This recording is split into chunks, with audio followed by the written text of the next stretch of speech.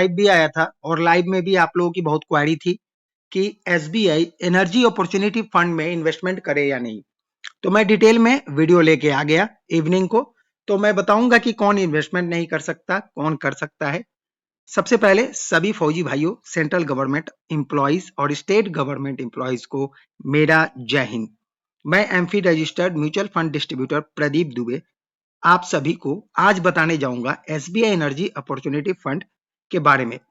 तो सबसे पहले हम बात करेंगे कि इसमें कौन इन्वेस्ट कर सकता है। तो देखिए, लॉन्ग टर्म कैपिटल एप्रिसिएशन, अगर आपको लंबे समय के लिए म्यूचुअल फंड में इन्वेस्टमेंट करना है तब एक तो आप इसमें कर सकते हैं। दूसरा, investment in equity and equity related instrument of companies engage in and और expected to benefit from the growth and traditional and new energy sector and allied business activity।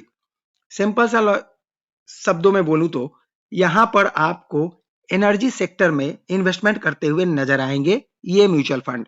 यानी कि अगर आपको लगता है कि म्यूचुअल फंड या फिर एनर्जी सेक्टर आने वाले दिनों में और ज्यादा रिटर्न देगा तो इसमें आप इन्वेस्टमेंट कर सकते हैं।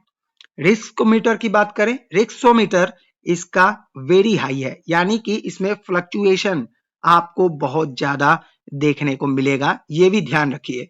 कम समय में अगर फ्लक्चुएशन देखते हैं यानी आपका इन्वेस्टमेंट अमाउंट गो डाउन होता है तो वहां घबराना नहीं है, लॉन्ग टर्म के लिए बने रहना है। में देखेंगे तो आपको सिंपल सा यही दिखाई देगा, investors should consult their financial advisers if in doubt about whether the product is suitable for them. तो मुझसे अगर पूछेंगे तो लंबे समय के लिए अगर आप आना चाहते हैं तो आ सकते हैं इस फंड में, लेकिन उसके पहले पूरे वीडियो को देखिए और समझिए। जब तक आप कार को ड्राइव करना नहीं समझेंगे तब तक आप कार चलाएंगे रिस्क है। जब कार को ड्राइव करना आ गया, स्विमिंग पूल में स्विमिंग करना आ गया तो आपको रिस्क कम हो जाता है। तो इस बात को समझकर इन्वेस्टमेंट करिए। बेंचमार्क जैसा कि मैंने बताया वेरी हाई है और इसका बेंचमार्क अगर देखेंगे निफ्टी एनर्जी टीआरआई है। अब निफ्टी एनर्जी सेक्टर में ये इन्वेस्टमेंट करने वाला है। जैसे एफएमसीजी सेक्टर होता है जो ग्रोसरी हम लोग करते हैं, जैसे मेटल सेक्टर होता है जिसमें आयरन और बाकी के कॉपर इस तरह के मेटल आते हैं, तो वैसे ही ये एनर्जी सेक्टर में रिलेटेड सोलर हो गया, रिन्यूएबल एनर्जी हो गया, इस तरह के रिलेटेड कंपनीज में यहां पर इन्वेस्टमेंट होगा अगर आप इन्वेस्टमेंट करते हैं तो। जैसा कि जानते हैं फरवरी 6 तारीख को ये ओपन हो चुका है, इसमें इन्वेस्टमेंट स्टार्ट है और फरवरी 20 तारीख को ये बंद हो जाएगा, यानी कि 2 दिनों में ये अब क्लोज होने वाला है। तो उसके बाद कंपनी जब एसबीआई ये आपको इन्वेस्टमेंट कर देंगे तो 20 तारीख के बाद 5 दिन के बाद आपको क्या है, बिजनेस डे, बिजनेस माने संडे और सैटरडे नहीं यहां लिया जाएगा। उसके बाद आपको रिफ्लेक्ट होगा, ये दिखाएगा कि आपको अलॉटमेंट हो चुका है एसबीआई एनर्जी अपॉर्चुनिटी फंड। और उसके साथ साथ बता दूं आपको, ये एक ओपन एंडेड इक्विटी स्कीम है जो एनर्जी थीम को क्या करेगी, फॉलो करेगी। तो एनर्जी थीम मतलब आपको बता दिया हूं, और ओपन एंडेड मतलब होता है कि जब भी आप चाहें यहां से रिडीम कर सकते हैं। मान लीजिए आपको अप्रिसिएशन मिला 5,000 पे 1,000 भी अप्रिसिएशन मिला और आप रिडीम करना चाहते हैं तो आप रिडीम कर सकते हैं। इसे कहा जाता है ओपन एंडेड। क्लोज एंडेड मतलब होता है 3 साल 5 साल का locking period. Minimum investment amount है आपका 5,000। अगर आप इसमें इन्वेस्टमेंट करना चाहते हैं एनएफओ न्यू फंड ऑफर में तो आपको अभी देना पड़ेगा 5,000, और एडिशनल परचेस करना चाहते हैं फिर से तो आपको मिनिमम 1,000 रुपीज फिर से देना पड़ेगा। यानी 5,000 से अगर ज्यादा कर रहे हैं तो कोई बात नहीं, और 1,000 कम से कम उसके बाद भी लमसम आपको इन्वेस्टमेंट के लिए देना पड़ेगा। अगर सी नंबर पॉइंट देखेंगे, past performance of the sponsor AMC mutual fund or its affiliates does not guarantee the future performance of the scheme of the mutual fund। जैसा कि मैं वीडियो में बताता हूं आपको कि म्यूचुअल फंड में जब भी आप देखते हैं 7 साल का रिटर्न देखते हैं 20%, 23%, 29%, तो उससे मत एज्यूम कीजिए कि मैं 29% नेक्स्ट 5 ईयर्स में भी ले सकता हूं। माइट भी हो सकता है कि उससे ज़्यादा मिले और उससे कम भी मिले, लेकिन आप लॉन्ग टर्म में आपको एफडी से ज़्यादा रिटर्न मिल जाता है और एक अच्छा खासा बैलेंस रिटर्न आपको यहाँ से मिल जाता है। आपको बताया इसका बेंचमार्क एनर्जी सेक्टर का है, तो यहाँ पर आपको समझना पड़ेगा कि the Nifty energy index is design to reflect the behaviour and performance of a diversify portfolio of companies representing the commodity segment which includes sectors such as petroleum, gas, power, etc.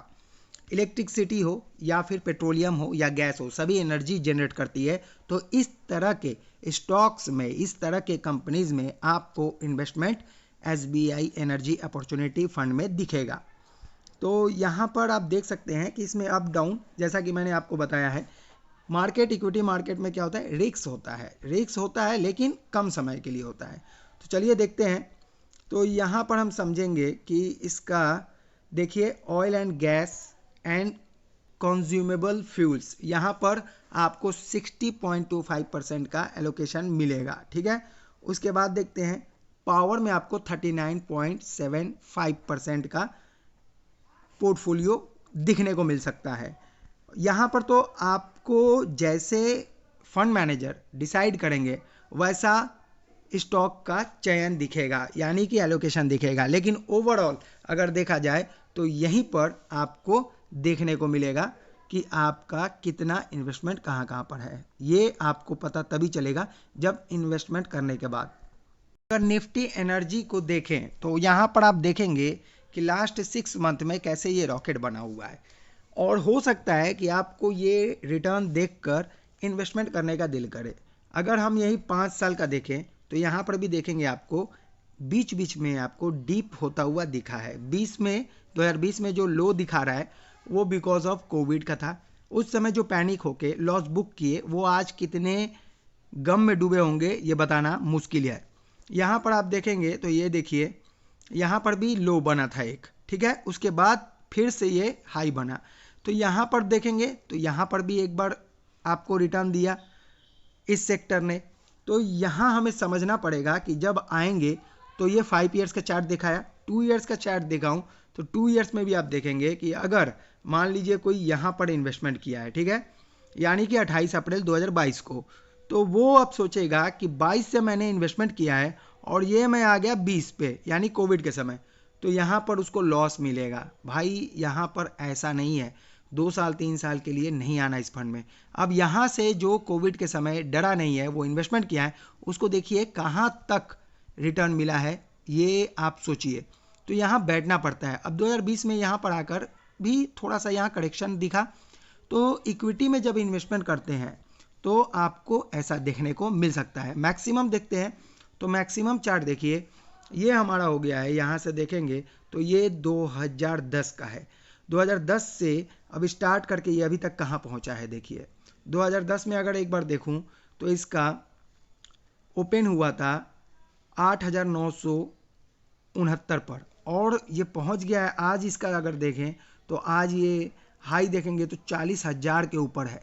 तो कहने का मतलब साफ है कि आपको समझना पड़ेगा, और लॉन्ग टर्म के लिए इस म्यूचुअल फंड में अगर आना है तो आ सकते हैं। जैसा हाई अभी बना है माइट भी आपको करेक्शन देखने को मिल सकता है, लेकिन घबराना नहीं है, लॉन्ग टर्म के लिए बने रहना है अगर इन्वेस्टमेंट करते हैं तो। Thank you so much. मेरे हिसाब से आपको एसबीआई एनर्जी अपॉर्चुनिटी फंड में अगर इन्वेस्टमेंट करना है तो क्यों करना है, कितने समय के लिए करना है, डाउट क्लियर हो गया होगा। अगर क्लियर हुआ होगा तो सब्सक्राइब जरूर करें और दोस्तों के साथ शेयर जरूर करें जो इस म्यूचुअल फंड में इन्वेस्टमेंट करना चाहते हैं। Thank you so much. Maestro investor के साथ बने रहिए, मिलेंगे अनदर वीडियो के साथ।